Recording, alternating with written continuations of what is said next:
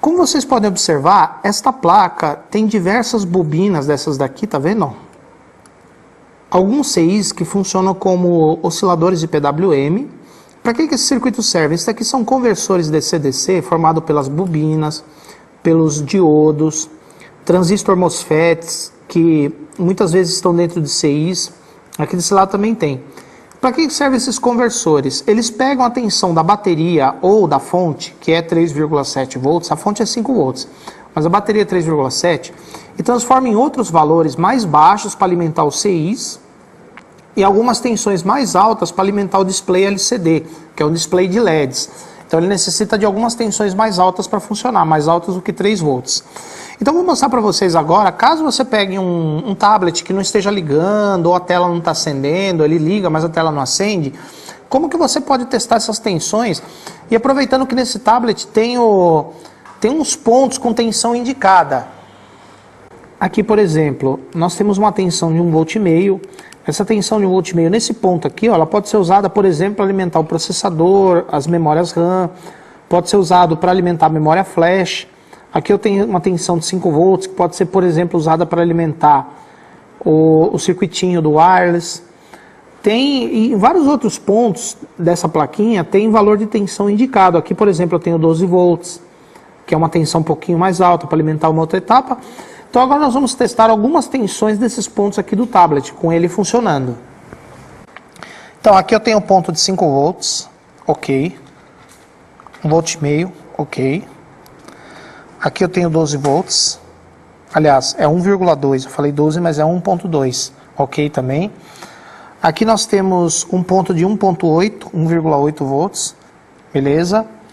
Aqui nós temos a tensão de 3,3 volts do LCD, nesse ponto, também. Aqui eu tenho um ponto marcado VGL e VGH, que são pontos que vão alimentar o display. Um é tensão negativa, menos 6 volts, e o outro é uma tensão positiva de 16 volts, tá vendo? Ó? É o ponto de mais alta tensão nessa placa, uma tensão VGL, uma tensão negativa de 6,6 volts, uma tensão VGH. Essas duas tensões vão para o display. Esse aqui é o ponto VGH de 16 volts, esse aqui é o ponto VGL, conforme eu falei para vocês. E mais para cá tem um outro, 3,3, que também é do display. Agora, em todos esses conversores que tem nessa placa, se não tiver ponto marcado com tensão, muitos tablets têm ponto marcado com tensão. Se não tiver, você pode medir a tensão direto nos catodos desses diodos aqui, ó. Normalmente, nos catodos deles que saem as tensões que vão alimentar as partes do circuito.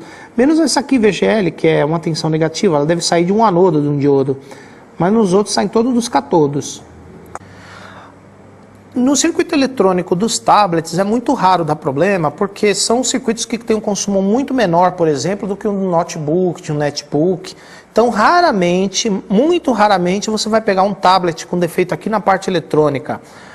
Pode ser que você pegue uma vez ou outra com um diodo ruim, ou com um transistor MOSFET ruim, mas é raridade acontecer isso.